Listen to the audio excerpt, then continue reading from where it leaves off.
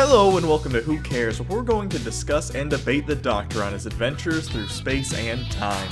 So get ready for monsters made of sebum. It's not a joke, it's not really a real stinger, it's just giving you the facts. Sorry,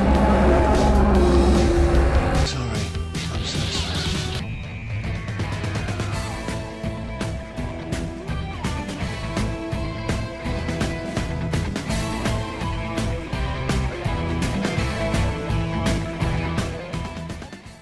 Hello everyone, I'm Hugo. And I am Jake. And as we said, this is Who Cares. And today we're here to talk about Mark Gaddis's latest, I'll call it an episode, because I'm a generous guy, called Sleep No More. This is his magnum opus. This is the best of Mark Gaddis. Okay. No, it's not. So, no, it's not. Mark Gaddis has an interesting record on Doctor Who. Some of his episodes have included, in reverse chronological order, Robot of Sherwood, Nightmare in Crimson, Cold War, Idiot's Lantern, Victory of the Daleks, Night Stuff Terrors, like stuff like that. So his record has definitely been more miss than hit.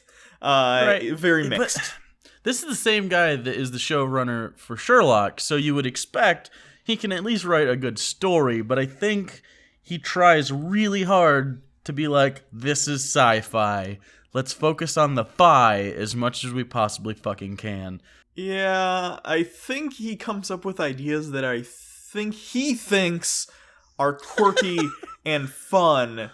But Robot of Sherwood was a good episode, other than the Gold Arrow ending. But I liked it. Other than that, it had witty banter. It had that really good back and forth that you like out of a Gaddis-esque sort of thing. But you know why it was one of the reasons it was good? Because there was very little, even though they were robots. That's right, the most science fiction-y you got. The concept wasn't hinged on the science fiction. It was mostly the Doctor hanging out with Robin Hood, and that was the crux of the episode. The sci-fi was there off on the side doing its thing, but it was simple. It was just robots taking over. This, he tried to kind of do his own sci-fi concept thing that seems on the surface, if you just kind of gave me a sentence and didn't show me the episode, sounds very Doctor Who, but when you see it, you're like, oh yeah, evil eye boogers. That's really stupid. Okay. So basically the whole thing is, it's a found footage thing, which was weird. It just had a really weak payoff for the this is found footage sort of thing, when really it was the eye boogers are watching the eye boogers, their cameras. What bums me out is that I was excited for the found footage, and I think the found footage concept in work. Doctor Who could be very cool, because I think at the beginning you had some stuff where you saw kind of Clara and the Doctor talking candidly. That was kind of neat, and it was an interesting perspective to see everything from. But the issue was that I think what happened was Mark Gaddis, or whoever came up with the initial concept, said, I want to do found footage because found footage is a thing, so then I'll write a story to fit found footage, instead of writing a story and saying, you know what would be neat with this story if we did it in found footage. It seems like not a distinction that would make a difference, but really, if you're going to do found footage, you need a reason to do it, and I didn't see any benefit to this story being found footage at all. If the story would be better without found footage, you just do a normal shot episode from an omniscient perspective. If you don't, and you go limited found footage, it's got to be the people behind the camera have to be going through something that's gripping. And I think a better way to do that would be the people that the Doctor leaves behind. Sure. Or something like that. And that's where I thought they were going initially. I thought the Doctor was going to be bantery, and then he's going to go off and do the thing. And sometimes you just can't help someone, and he shuts the door on them, and then they're gone. And they have that for a brief moment, but those characters weren't interesting. Yeah. See, if you had, for instance, let's say, I think this even would have worked better if you had done something like the first episode of Under the Lake. That would be an interesting found footage, and it would kind of make sense because they're doing the ghost thing, so it could be kind of a play off of the whole Paranormal Activity thing, but with Doctor Who. That would kind of make sense, that'd be interesting, and those characters, you liked them. That's what would have made that work. But the characters here, I don't remember a single one of their names, and they even had a little pop-up being like, this is their name, this is their little thing, and it's like, that's the clunkiest exposition you could possibly give, and I couldn't give less of a shit about this person.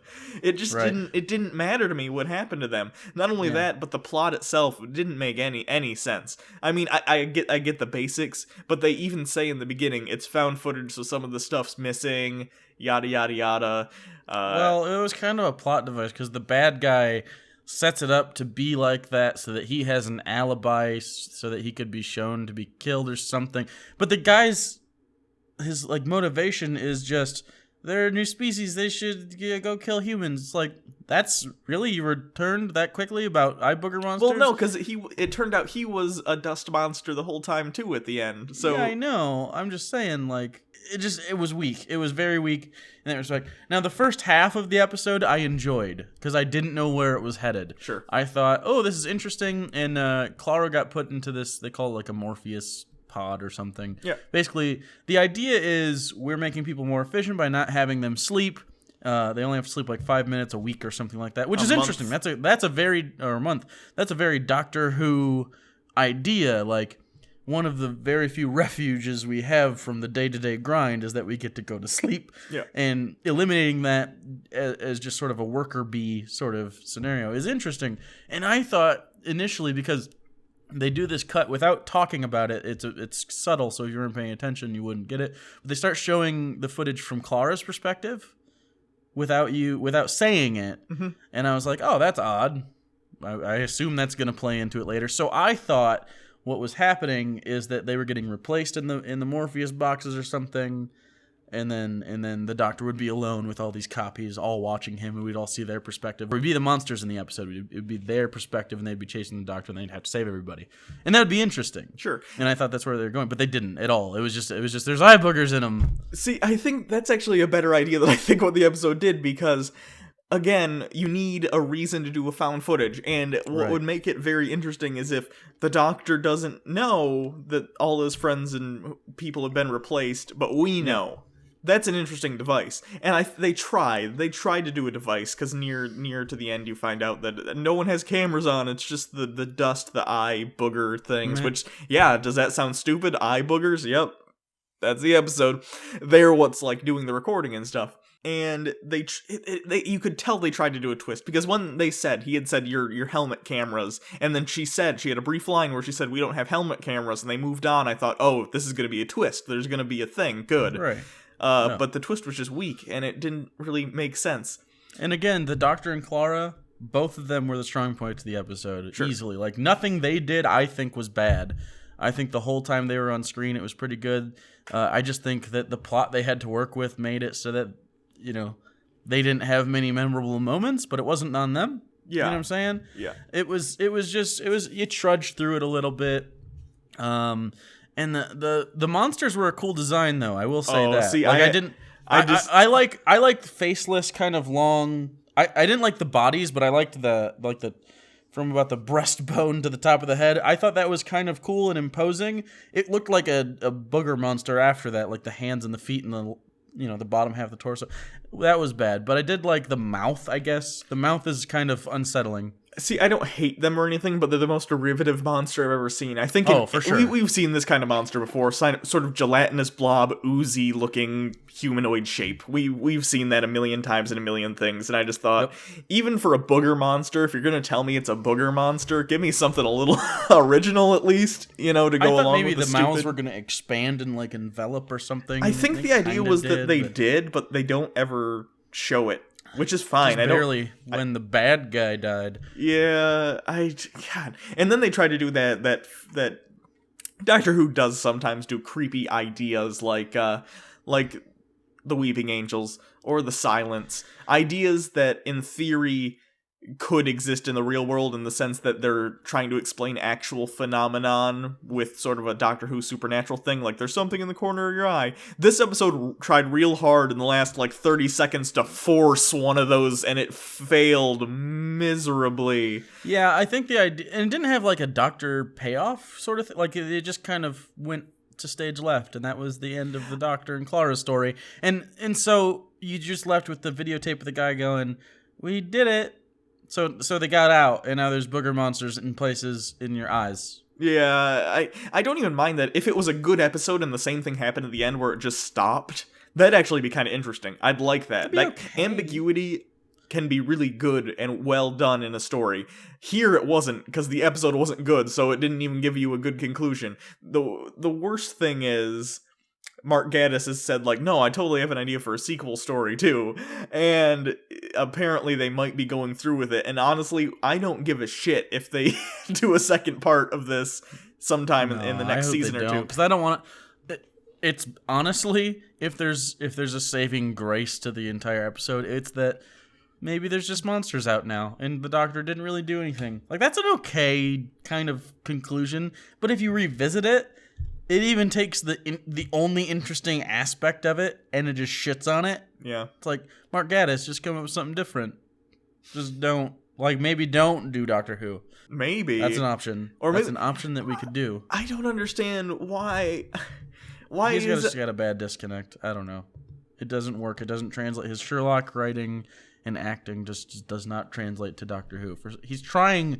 I think the idea is Doctor Who has like a precedent that he has to follow, and Sherlock is his, even though like obviously Sherlock isn't his original character, but they're taking old stories and adapting them for the new one. Like, he doesn't have that kind of framework with Doctor Who. I guess. I don't know. It's weird because he's just like Moffat. He's been a fan of Doctor Who for such a long time. I just don't understand. Well, yeah, but I mean, I'm not saying I'm not a good writer, but I'd like to think if someone came up to me, if Stephen Moffat called me on the phone and said, I need an idea for a Doctor Who episode, you have a week. I'd like to think in that week I could come up with something interesting that makes sense. Maybe talks about the characters a little bit and isn't a fucking booger monster. It would have been better if there was no monster at all. Like, sure. Honestly, if it was just an abandoned station and those Morpheus things were there and you found out they were copies. Sure. That's fine. That's totally fine. And I think that would have been interesting. I really thought the found footage thing was going to be focusing on chasing the Doctor or something like that. That would have been... Even from a fan perspective, kind of like how they did the one with the, where the lady turned into a cement slab that gave blowjays. Yeah. That one. That was kind of like a found footage thing-ish. I think what they should have done, I agree, either as far as a gimmick go, if you don't have a good found footage gimmick in the sense that you have an interesting story to tell that benefits from the found footage, at least do a gimmick episode where you're the whole time from the perspective of the monster or the whole time from the perspective of the Doctor. Because I think that'd be interesting too. I think you could tell some interesting stories that you haven't told before if you were to do it even from the perspective of the Doctor. Because usually when the Doctor's talking and giving his big long monologues or whatever, it's always focused on him. But let's say they did the opposite and you're looking out of his eyes or whatever, and you see people's faces as he's giving these explanations and weird speeches. I think you could tell kind of an interesting story if you had the actors giving weird faces like, nobody ever understands what the fuck he's talking about. Well, I think that'd be interesting.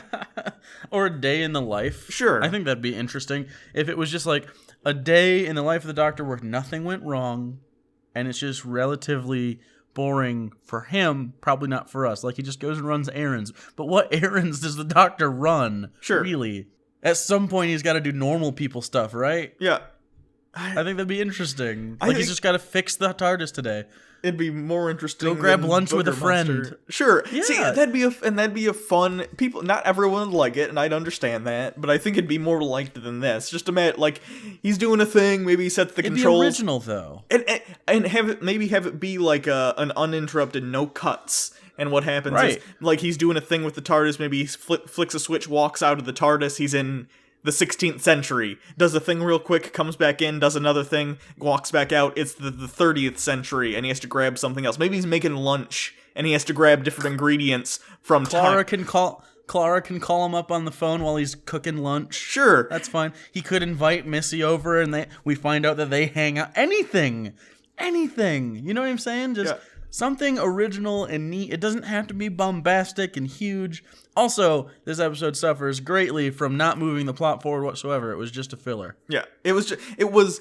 They said, let's do a base under siege story. Let's take out any interesting characters and let's film it from the perspective of the characters because that's a gimmick and we can get away with not telling a good story. And it just didn't work because it wasn't very interesting. It was and I like base under siege stories, but this was a bad base under siege story because he didn't care. It wasn't under siege though. The siege was over. Kinda, but post-siege. It was just monsters were in a base under siege story. You either need really interesting side characters that you want to see survive / die if they're dicks, or Sure. you need a cool monster, and this episode didn't have either. It had eye booger cameras, which is not something that I care to see in the future. No. The worst thing is we're never going to get a found footage episode of Doctor Who again, or if we do, it's going to be the sequel to this, which is also going to be crappy. So I think you could pull that off. I think they should hire us as idea guys. We're great. We have the best ideas ever. So what happened next time though? Because next time was more interesting than the entirety of this episode. I thought that at the end when the next time happened, I'm like, man, I liked the next time trailer more than I liked anything in the episode. Next time we have the Doctor and Clara and Rigsy from Flatline, who's joining them for this episode. And they're going to be exploring London for secret cities of aliens, because it's kind of like the Harry Potter Diagon Alley situation. And even the set looks just like Diagon Alley. I was going to say the same thing. It looked like a Harry Potter-esque episode. I mean, they even had a caged bird that kind of like ghosted through shit. Yeah. That was cool. I mean, and I really like Rigsy. They keep kind of teasing at replacements for Clara this whole season. I wouldn't hate if he ended up being it. I don't think he's going to. But it's been a while since we've had a male companion. I mean, it's been since Rory, right? That's the last one? Yeah.